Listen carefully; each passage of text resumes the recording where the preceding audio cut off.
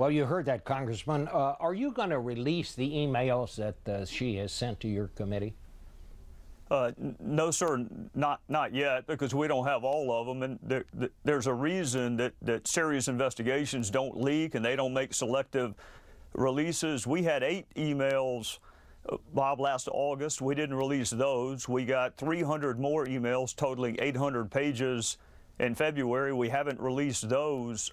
It's frankly not fair to the Secretary, not fair to your viewers or my fellow citizens to selectively release information. Now, if she wants to release all of them, with the emphasis being on the word all, she's welcome to do that. I can't stop her from doing it, but serious investigations don't make selective releases. Well, let me make sure I understand why this is significant, and that is by using this private account on a private server, she could not only keep those emails from the reach of the government, as I understand it, but she could delete the emails without anybody knowing it. So she has sent you some emails, but are there any gaps in the emails you have received so far from her?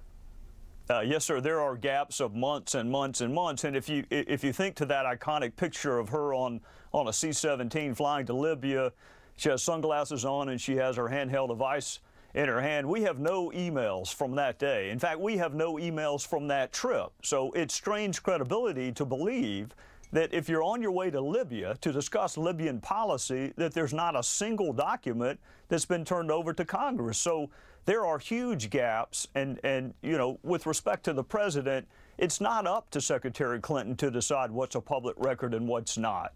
We need someone, and frankly, I've lost confidence in the State Department to make that determination.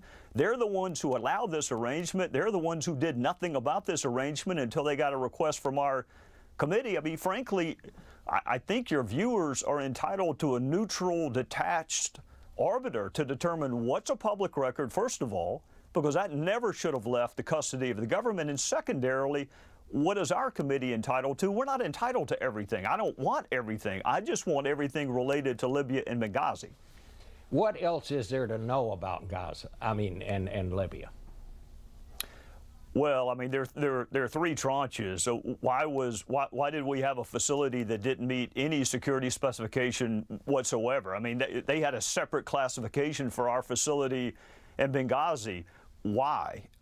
So why, in spite of the escalating violence, did we lower our security profile instead of raise it? So that's the before, the during, our military response. Where were our assets located? I mean, after all, this is the anniversary of 9/11. So if you're better prepared to defend the embassy in Paris than you are the embassy in Tripoli, I think my fellow citizens want to know that. And then thirdly, the aftermath. I continue to naively believe that people have a right to expect their government to tell them the truth in the aftermath of a tragedy. And we know that the video was not connected, and we know it was not a spontaneous protest. What we don't know is how early the administration knew those 2 narratives were false. And all right. Congressman, I'm going to have to stop you there. We've just run out of time, but thank you. We're going to hear more from Democratic Senator Chuck Schumer later in the broadcast on this, and be back in a moment.